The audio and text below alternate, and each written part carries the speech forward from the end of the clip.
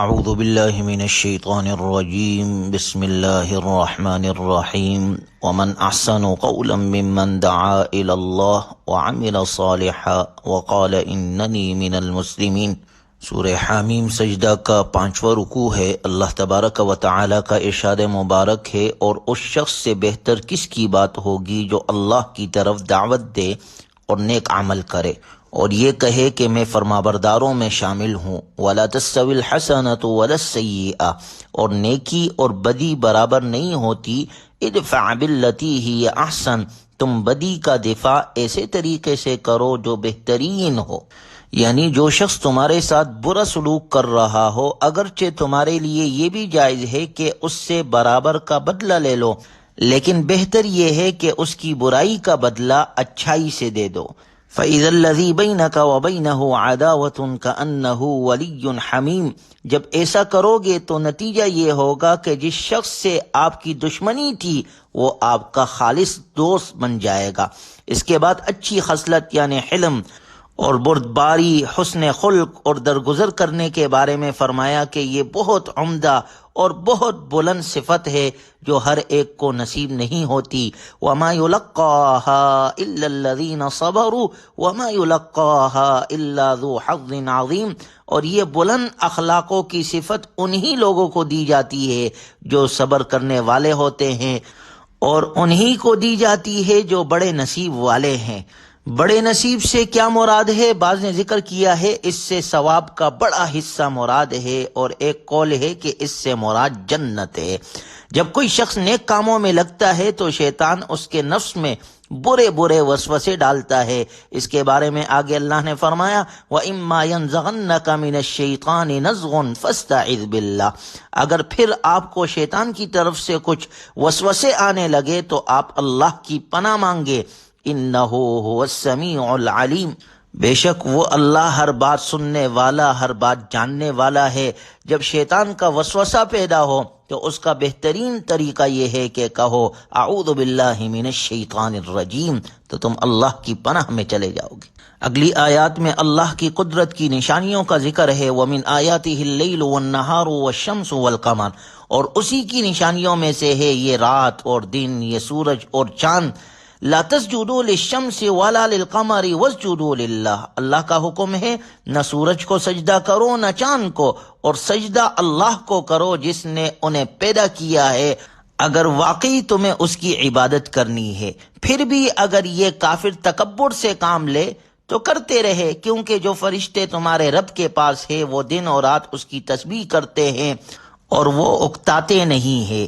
یہ آیت سجدہ ہے، یعنی جو شخص اس آیت کی تلاوت کرے یا اس کی تلاوت سنے تو اس پر ایک سجدہ کرنا واجب ہے۔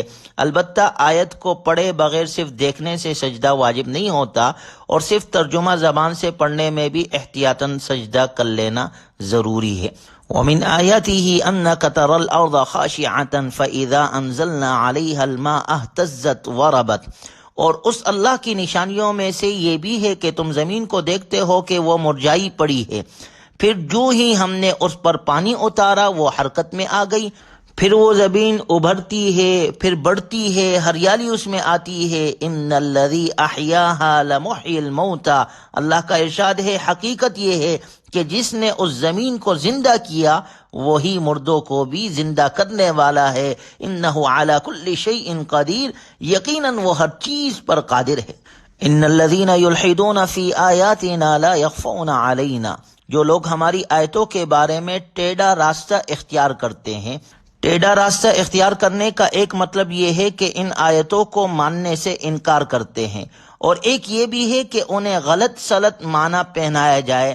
آیت کی وعید دونوں صورتوں کو شامل ہے۔ لا یخفون علینا، اللہ فرماتے ہیں وہ لوگ ہم سے چھپ نہیں سکتے۔ افمن یلقی فی النار خیر ام من یأتی آمنا یوم القیامہ، بلا بتاؤ کہ جس شخص کو آگ میں ڈال دیا جائے وہ بہتر ہے یا وہ شخص جو قیامت کے دن بے خوف و خطر آئے گا۔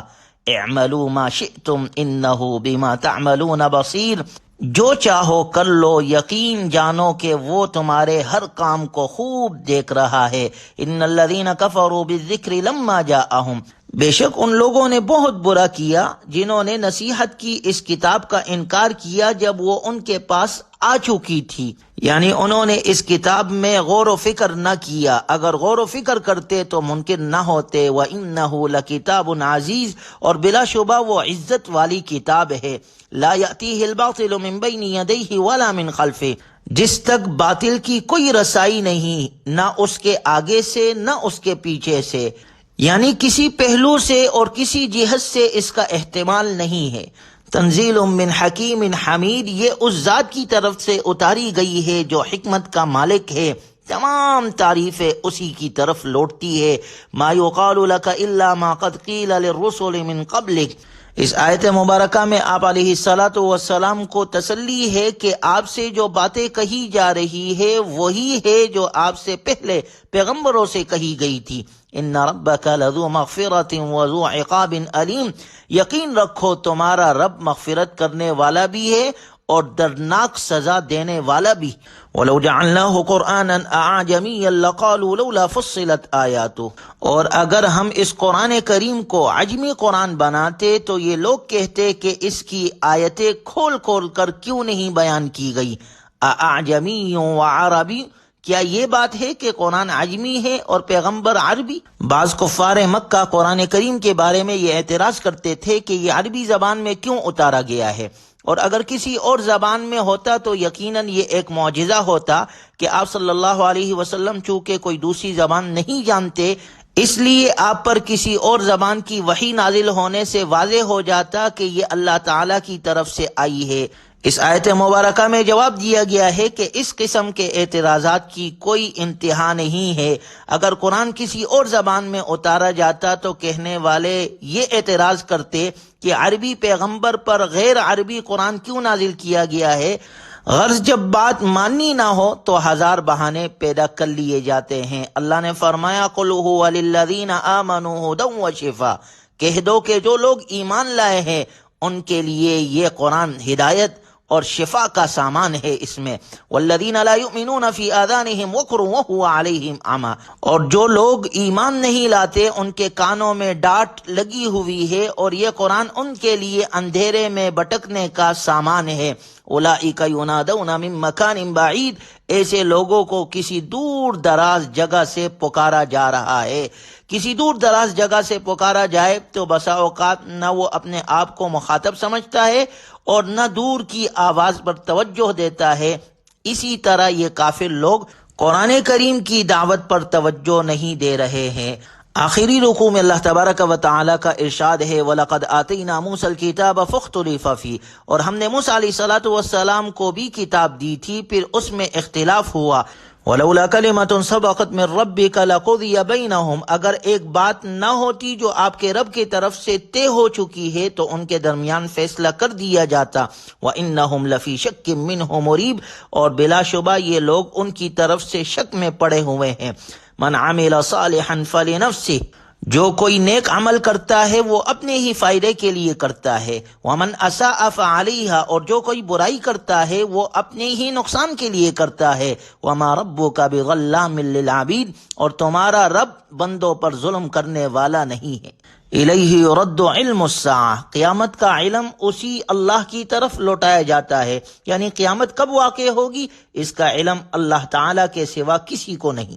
اگلی آیات میں اللہ تعالیٰ نے انسان کی حالت کا ذکر کیا ہے کہ انسان کی حالت تو یہ ہے لا یسأم الانسان من دعاء الخیر، انسان خیر کی دعا کرنے سے نہیں اکتاتا۔ وَإِن مَّسَّهُ الشَّرُّ فَيَئُوسٌ قَنُوطٌ، اور اگر اسے تکلیف پہنچ جائے تو پوری طرح نا امید ہو جاتا ہے۔ یعنی انسان برابر اللہ سے خیر کی دعا کرتا ہے، مال بھی مانگتا ہے، صحت بھی مانگتا ہے اور چیزیں بھی، جب تک یہ چیزیں اس کے پاس رہتی ہے تو یہ خوب خوش رہتا ہے، اور جب کوئی تکلیف پہنچ جائے، مریض ہو جائے، تنگ دستی آ جائے تو اس پر نا امیدی چھا جاتی ہے۔ وہ سمجھتا ہے کہ بس اب تو میں مصیبت ہی میں رہوں گا، کبھی میری حالت ٹھیک ہونے والی نہیں۔ ایسا حال ان لوگوں کا ہوتا ہے جنہوں نے اللہ تعالیٰ کی کتاب کو پڑھا ہی نہیں ہے، قرآن کو نہیں پڑھا، اور رسول اللہ صلی اللہ علیہ وسلم کی ہدایات پر عمل نہیں کیا، اور نیک لوگوں کی صحبتیں حاصل نہیں کی۔ وَلَئِنْ أَذَقْنَاهُ رَحْمَةً مِنَّا مِنْ بَعْدِ ضَرَّاءَ مَسَّتْهُ لَيَقُولَنَّ هَٰذَا لِي، اور اللہ کا ارشاد ہے کہ اگر ہم انسان کو اپنی رحمت چھکا دے، خیر و عافیت اور مالداری سے نواز دے، اس کے بعد کہ اسے تکلیف پہنچ چکی تھی، تو پھر وہ انسان کہتا ہے ہاں مجھے یہ چاہیے اور میں اس کا حقدار ہوں۔ اللہ تعالیٰ کی جو نعمت اسے اللہ کا فضل نہیں بلکہ اپنے ہنر کا نتیجہ سمجھتا ہے، جس طرح قارون نے کہا تھا انما اوتیتہ علی علم عندی، یہ تو مجھے میرے علم کی وجہ سے دیا گیا ہے۔ تو ایسے نافرمان لوگ بھی کہتے ہیں یہ تو میرے ہنر کا کمال ہے، چنانچہ اللہ کی نافرمانی کرتے ہیں۔ اور ایسے لوگ یہ بھی کہتے ہیں کہ دیکھیں دنیا میں ہمیں اللہ نے دیا ہے، آخرت میں بھی ہمیں اچھا نصیب ہوگا۔ تو یہ اللہ کا قانون نہیں ہے کہ دنیا میں اگر اللہ نے کسی کو مال دیا ہو تو آخرت میں بھی اسے جو ہے اچھے درجات ملیں گے۔ آخرت میں تو درجہ نیک اعمال کی بنیاد پر ملے گا، وہاں کامیابی ایمان اور عمل صالح کے ذریعے سے ملے گی۔ اللہ ہمیں قرآنی تعلیمات پر عمل کی توفیق نصیب فرمائے، ہر قسم کے گناہ اور تکبر سے ہماری حفاظت فرمائے۔ الحمدللہ ہمارے سورہ حامیم سجدہ مکمل ہو گئی۔ اللہ خیر کے ساتھ پورا قرآن مکمل فرمائے اور ہمیں عمل کی توفیق عطا فرمائے۔ وآخر دعوانا الحمدللہ رب العالمین۔